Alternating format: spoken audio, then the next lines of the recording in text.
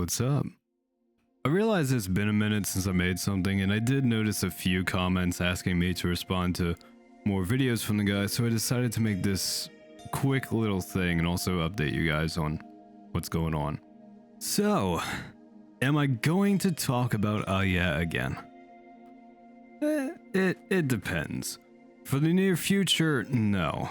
I need to work on my own stuff and actually focus on it, so I'm not going to be directly responding to him for a while. Later down the line, we'll see. We'll see what happens. Now, do I hate Uhyeah? Short answer. No. No, I don't. Look, y'all understand that you can yell at, be mad at, disagree with, and criticize people without hating them, right? If I hated everyone I disagreed with, I wouldn't have any friends. Hell, Z and I disagree on things all the time. It needs to be understood that while, yes, I don't particularly like the man, it never goes beyond that. I just don't like him. It is not more or less than that, and my personal feelings towards him are never the reason for why I talk about him, or rather why I talk about the videos that he's made. And that's the biggest thing to remember. It's not about the person, it's the content. Like, I understand that how a person behaves online most of the time and how they behave in real life are not synonymous. I mean, I'm an ass online, alright? In real life, I'll only get sarcastic and assholish with people once I've known them for a while. Most of the time, I barely talk. How I behave here is not how I behave out in the world, and the same can be true for Uhyeah. Like, even if I think that he's not the greatest person in the world online, I'm sure he's a perfectly nice guy in real life. I could always be wrong, but I'd rather not assume negativity. So when I'm responding to the videos, I care about the things he says in relation to the video that I'm responding to. I don't care about him as a person.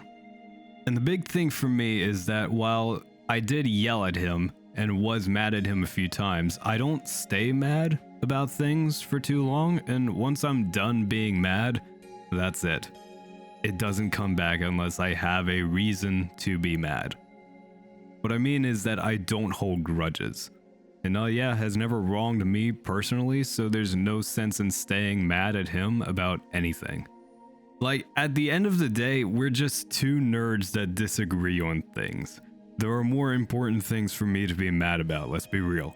So Bowie, why do you talk about him? Right, so I don't expect people to know because my response videos are kind of scattered, but Uhyeah is not the first creator that I've responded to. But I've reacted to him the most. Now why is that? Because his videos are entertaining. Like, despite the things he says, they're still well made, well edited. I can understand what he's saying. His videos are more fun for me to react to because they are undeniably well made. The first video I made reacting to him was me disagreeing with some of the points that he made in his sister location video, and I did this because I saw Mykonaut's video and was supremely disappointed with the content within, and I might end up talking about that one at some point, I don't know. Post Shift 2 was done because of the interview, and I was actually pretty not happy with him about that one. Garden of Banban was done as a result of a vote.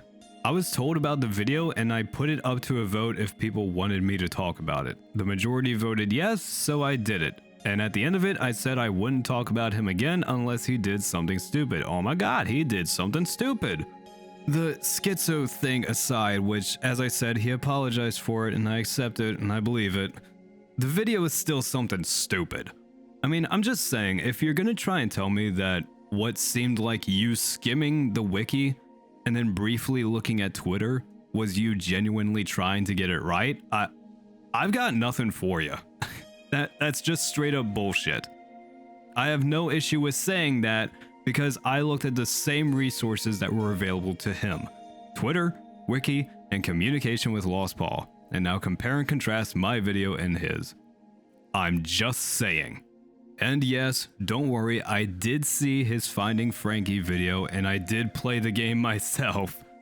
I'm not gonna make a video responding to it because, as I said, I need to focus on my own shit. But I also don't need to. The comment section said what needed to be said, but like, just fucking baffling is the word that comes to mind. I mean, I'm glad he actually quote unquote tried this time, since he usually completely ignores the stories and games altogether. So, glad he made an effort this time, but effort is in quotes, tried is in quotes. Because I think I can honestly say I've never seen someone get something so frighteningly wrong before. Like, we played the same game, saw the same stuff, heard the same lines. I just... like I said, baffling. But yeah, I don't hate the guy. And no, I'm not going to talk about him for a while. I got my own stuff to work on. Anyway, sorry about the gaps in content. You'll find that's pretty normal for me at the moment. I'm not thinking about YouTube all the time. I'm not even at a point where I'm thinking about it as like a part-time thing. This is still just a hobby for me. And boy, this ain't the only hobby I got. When I say I get busy with things, I don't think you properly understand what I mean. When I'm not doing this stuff, scripting, recording, gaming, editing, and all that, hey, it's my desk. I'm working on a whole bunch of electronic stuff. I'm a computer guy. I have around like 8 laptops under the desk behind me that I mess around with when I have the time, trying to get them up to an acceptable working speed by today's standards. Also messing around with my computer here if it freaks out or if I feel like tinkering with it for a bit. But I'm also working with old consoles and cleaning them up and restoring them so they can continue to work today, so they don't just die and become e-waste like this original PS2 that I cleaned out for my parents. Or this Wii, so I can get it to power on and put homebrew on it and mess around with that, because never done that before and I'm really interested to kind of learn about it. Or bring this original Xbox back to life. Jesus Christ, this is fucking heavy. And I don't just work with big stuff, I also have this little soldering station to do some board level repairs. Ignore the board that's on it, I'm tearing that apart to practice my desoldering so I can make that a little bit cleaner. And I learned how to build my own network storage system out of a Raspberry Pi and a small external SSD so I can store a shit ton of stuff on there. To include movies and shows so I can break away from all that fucking subscription services. Highly recommended, by the way. I don't regret that decision at all. It's been the best decision I made so far. But when I'm not working on electronics, I'm doing some other stuff that's also pretty hands-on, like sharpening knives. I've got one that's extremely dull. Like, I'm pretty sure it's never had an edge, ever. And I want to fix that because I really like this knife, and I want to be able to use it.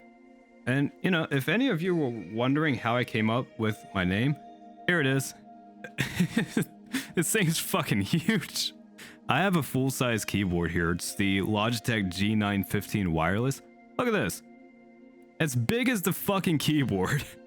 But yeah, as you can probably guess, this is a Bowie knife. Came up with Bowiehunter because I collect knives. I'm not a hunter, I just collect knives. But yeah, this thing is really fucking dull, so I'm trying to fix that. I don't know if you can see it too clearly here, but you can see I only just got started with it. I hit the very edge of it with an angle grinder with a super coarse grit to start things off. Then, just like with any sanding, you go up in grit to smooth it out and then polish it off, and you can get it really, really sharp. And you can see how the blade is formed, so I know how deep to go. It isn't too difficult. The only thing is, I only have the one disc for my grinder, so I need the higher grits before I can even bother continuing. But yeah. I also collect knives, and I got some pretty cool ones, like this Gerber Mark II, which is pretty good, nice and sturdy, but looks hilariously tiny compared to my knife. And then of course, being a collector, gotta have a K-bar.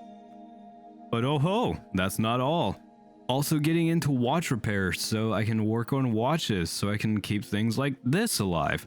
This was a really wonderful gift, and I want to keep this running as long as possible, so yeah, getting into that now. But also because I want to bring watches back to life, like this little nugget. I got this a long time ago and it looks nice, so I'd like to restore it. And yeah, you can see I got some paint on my hands. That's because I'm recycling something to use for the house and I'm giving it a fresh coat of paint before we go on using it. Ah, but Bowie, you can just pay someone to fix your watches for you. Yeah. Or I could learn how to do it myself and get a new skill. But do you think the hobby stopped there? Nah. leatherworking. These aren't all the tools I have. This is just the stuff I grabbed to bring over here. But yeah, I can work with leather too.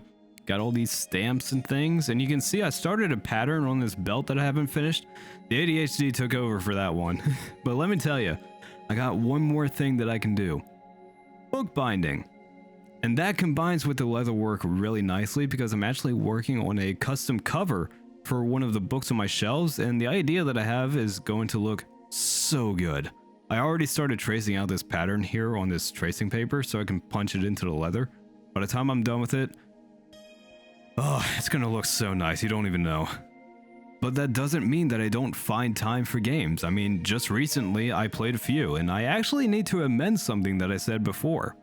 I said that I don't like RPGs, I don't play them. Well now, I think I can say I like a certain type of RPG. Because I played through Final Fantasy 15 and Nier Automata and thoroughly enjoyed those games. Final Fantasy in particular, I mean that character work was peak. But yeah, didn't mind those games at all. I had a pretty enjoyable time with them. So I like those kinds of RPGs. But anyway, then add all of that to the number of active scripts that I have going for videos and critiques and things. I got another brutally honest video started, a good number of critiques that I'm working on, some other videos. All of the FNAF games are actively being worked on. And I've made some headway on FNAF 2, and all of that is on top of working a full-time job and being in the military. So, I'm a pretty busy guy. There's gonna be lapses in the content, and I do apologize for that, but I promise I don't forget about you guys. I am actively working on stuff, and the stuff that takes time, so it'll be a while. That said, I do have one thing that I made a lot of progress on, and I think I'm pretty close to the recording stage for it, so you can expect something soon. Y'all won't believe what it is, be fucking ready. Alright, see ya. For all of y'all that didn't immediately leave, here's a little tech tip for you. I don't know if you can see this, but yeah, that's bulging, and that's really, really bad. Unfortunately, this kind of thing is really common for lithium batteries, so you'll see this kind of thing happen with batteries in phones, laptops, and in this case, camera batteries. If you notice something like this, you need to get that battery replaced immediately because this is a fire hazard. And then final thing, completely off topic, not to toot my own horn here, but I'm pretty sure almost none of you noticed that I use Linux as my main operating system and I only use Windows for gaming, and I have a Mac to edit my videos. And, you know, funny story there, I was tinkering around with my computer because, you know, I can't help myself. And on the Linux side, I actually managed to wipe out my desktop environment. For the uninitiated, put extremely simply, a desktop environment is what you see on the screen with the wallpaper and taskbar and shit. This, what you're actively seeing right here, is a desktop environment. So yeah, I managed to wipe that out. Don't know how. I learned how to get it back and I was pretty proud of myself. But then I decided to just take Linux off the drive and start fresh because it's really, really easy to get Linux on your system and set it up. But for some reason, it didn't want to get off my drive. So I took matters into my own hands and just formatted the fucking thing. Had to reinstall Windows and Linux. Shut the fuck up, Discord. Holy shit. Took me half a day, and it only took that long because the Windows install was being a piece of shit because I have a Wi-Fi adapter in here. But for whatever fucking reason, Windows just refuses to see it. Linux sees it just fine, but Windows has some kind of problem with it. So as far as it was concerned, I couldn't get internet. So every time I got to the let's connect you to a network screen on the installation, it would just be blank and I wouldn't be able to continue. And connecting it straight to the fucking router with a cable did absolutely nothing. I got so annoyed I figured out how to bypass that bullshit. So I've been using Windows with a local account, not my Microsoft account, for a good while. Again, not to brag or anything, but stuff like this is not an issue for me. I'm usually able to get myself out of problems like that. Alright, thanks for listening to me ramble. Shut the fuck up, Discord. Holy shit. For real this time. See you later.